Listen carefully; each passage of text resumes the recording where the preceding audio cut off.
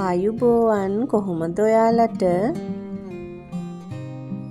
අද මම ඔයාලට අරගෙන ආවේ බටු මෝජු එකක් රසට සුවඳට හදාගන්නේ කොහොමද කියලා. අද මම මේක හැදුවේ දුවගේ ඉස්කෝලේ ආයින සෙක්ෂන් එකේ ස්වාමීන් වහන්සේලා සිව් නමකට අද දවල් දාණය. ඒකට දුව බාර අරගෙන තිබ්බේ බටු මෝජු එක. දුවාතේ ඉස්කෝලේට යවන්න තමයි මම මේක හැදුවේ. මේක හරිම රසයි. වේලිච්ච ගතිය නෑ. තෙතමනේ වගේ ටිකක් තියෙන්න තමයි හදලා තියෙන්නේ. මෙතන මම සාමාන්‍ය ප්‍රමාණයේ බටු ගෙඩි 4ක් අරගෙන කපා ගත්තා. මෙන්න මේ වගේ පොඩ්ඩක් ලොකුවට කපා ගන්න. හීනිම කරන්න එපා. ටිකක් මේ වගේ සයිස් එකට කපා ගන්න. ඔක්කොම කෑලි එකම සයිස් එකට කපා ගන්න පුළුවන් නම් හොඳයි. මම කහ පොඩ්ඩකුත් අත ගා ගත්තා. ඒ වෙලෙම බදිනවා නම් කහ අත ගන්න ඕනේ. මෙතන මම හොඳට සෝදලා නැට්ටෙන් චුට්ටක් කපලා අයින් කරගත්ත අවුමිරිස් කරල් 15ක් විතර තියෙනවා. තෙතමනය මේ පොඩ්ඩක්වත් තියෙන්න බෑ. මොකද අපි පටු මෝජුවක් හදන්නේ කල් තියාගන්නනේ. ඒ නිසා තෙත බේරෙන්න තමයි මේ දාලා තියෙන්නේ. රතු ලුණු ගෙඩි 30ක් විතර තියෙනවා. කරපිංචයිති 3ක් විතර තියෙනවා. ලොකු සුදු ලුණු බික් 2යි. ඉඟුරු කෑල්ලකුයි තියෙනවා. තව රම්පේ කෑල්ලකුත් මම අරගෙන මේ ඔක්කොම සෝදලා තෙත බේරෙන්න තමයි මේ රෙදි කෑල්ල උඩට දාලා තියෙන්නේ. තව අපිට අබ ඕන වෙනවා. අබ පේස්ට් එක ඔයාලට ගන්නත් පුළුවන්. නැත්නම් අබ කුඩු වෙනම කඩේ ගන්න තියෙනවා. එහෙමත් පුළුවන්. මම නම් අබ මේස හැඳි දෙකක් විනාකිරි මේස හැඳි දෙකක පැය භාගයක් විතර පෙඟෙන්න දාලා මේ අඹරගත්ත ගලේ. ඊළඟට අවුම් මිරිස් කරල් ටික මේ විදිහට මේ මැද්දේ ඉඳන් පොඩ්ඩක් මෙහෙම පලා ගන්න. දැන් අපි බැද ගන්න තියෙන දේවල් ටික බැදගමු. තෙල් වල ගොඩාක් රස්නයක් මුලින් නැති නිසා මම මුලින්ම කරපිංචා ටික තමයි බැදගන්නේ. බටු ටික බදින්නේ අන්තිමටම.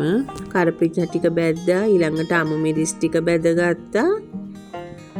අවු මිරිස් ටිකත් තප්පර 30ක් විතර තියලා ගන්න. වැඩි වෙලා බැද ගන්න ඕනේ.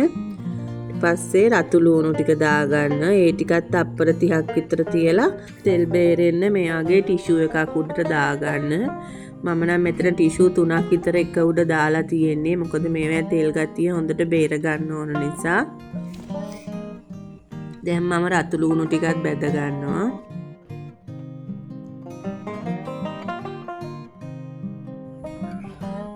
රතු ලුණු ටිකත් තප්පර 30ක් විතර බැද ගන්න ඇති. දැන් ටක් ගාලා මේක බා ගන්න. නැත්නම් මේකේ මේ ලස්සන පාට නැති වෙලා යනවා.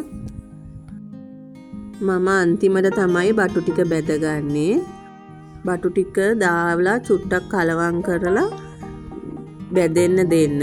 දාපු වෙලේ ඉඳන්ම හැඳි ගන්න එපා. දෙතුන් පාරක් එහාට මෙහාට කලවම් කරගත්තාම ඇති. මේ වගේ රන්වන් පාටක් එනකොට බා ගන්න. ගොඩක්ම මේක කළු කරගන්න එපා. මෙන්න මේ වගේ රන්වන් පාට ආවහම බා ගන්න.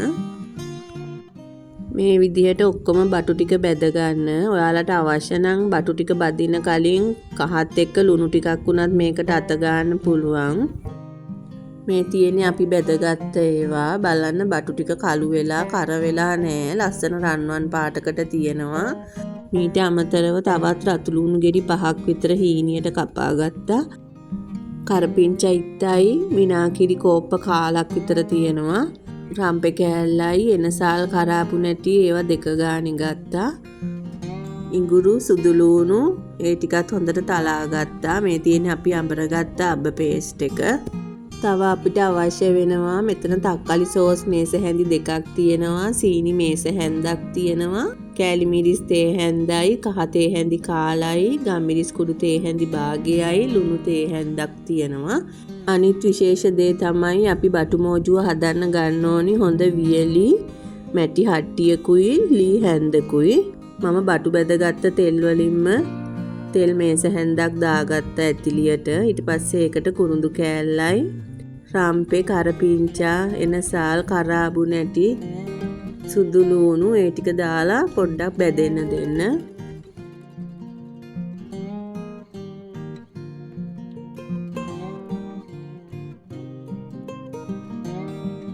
ඒ ටික පොඩ්ඩක් ටෙම්පරාදු වෙනකොට අපි කපාගත්ත රතු ලුණු ටිකයි ඉඟුරු ටිකයි දාගන්න.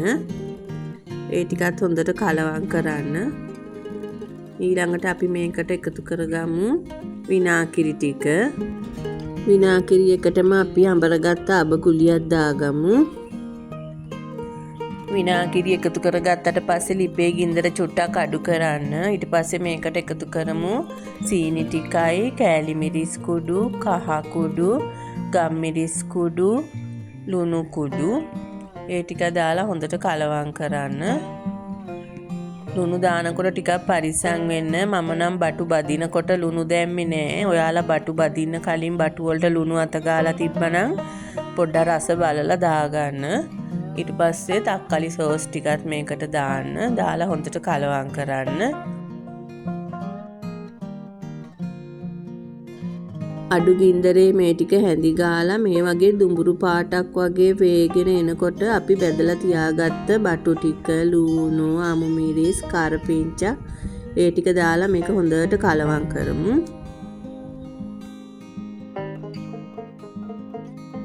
ඔයාලට මේකට තව එකතු කරගන්න පුළුවන්. කැමති නම් වියලි හාල් මැස්සෝ ග්‍රෑම් 100ක් විතර කඩලා හොඳට සෝදලා තෙත බේරෙන්න තියලා බැදගෙන මේකට එකතු කරගන්න පුළුවන්. මම මේක ස්වාමීන් වහන්සේලාට දෙන දානෙකට හදන නිසා අද හාල් මැස්සෝ එකතු කළේ නෑ. මේ ග්‍රේවි එක හොඳට මේ බටු වල ලූණු වල ගෑවෙන්න හොඳට මේක කලවම් කරන්න. ගින්දර වැඩි කරගන්න එපා, අඩිය අල්ලන්න පුළුවන්. අඩු ගින්දරේ මේක හොඳට විනාඩියක් දෙකක් විතර කලවම් කරන්න.